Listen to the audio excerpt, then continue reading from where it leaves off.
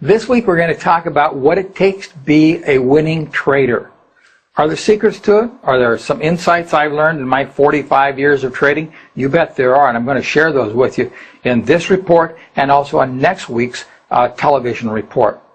You know, if there's one thing I'd point to right away that traders really have to be a successful trader is faith. You really have to have faith that you can succeed at this, faith that the markets are not going to destroy you. Without faith, you're just not going to do it.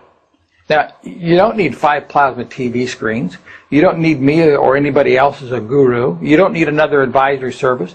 You don't need bigger charts, brighter charts, a different way of charting stock prices or commodity price. You don't need any of that. It really starts with you. And part of that means you really need to have a competitive attitude. Let me tell you, I know some of the best traders that have ever walked on this planet, and they all share one thing in common. They're competitors.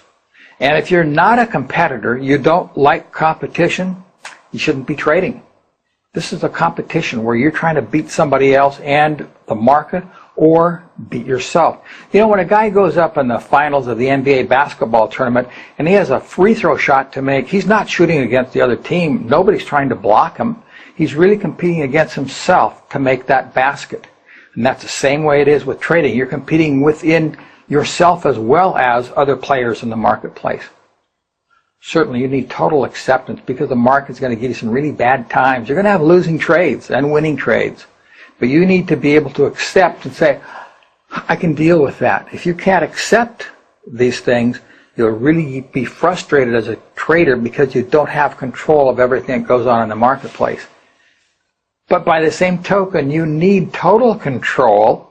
You need total control of your money management, of how you approach this game, the time you put into it. So you do need to control. The ball is in your corner, if you will.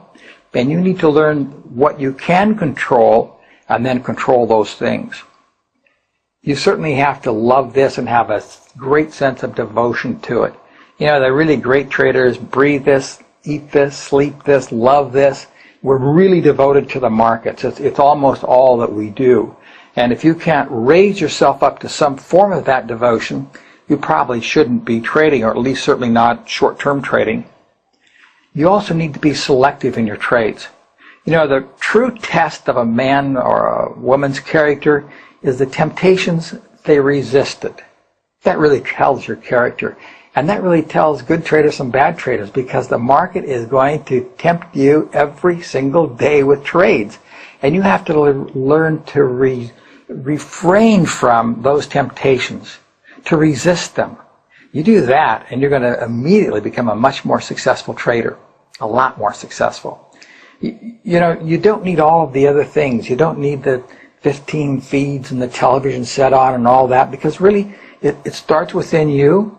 I'm going to talk next week about the attitudes and the things you do need to become a successful trader, but I hope that today I've been able to share with you the mindset and the foundation that you need. If you have those things, if you have faith in your abilities, you can be competitive in the markets. You can accept what they do to you and still live your life and learn to control your account, your positions. Devote your life to this stuff. Really give time to the markets and learn to be selective. You can become a great trader. That's what I want for you. This is Larri Williams. I'll see you next week.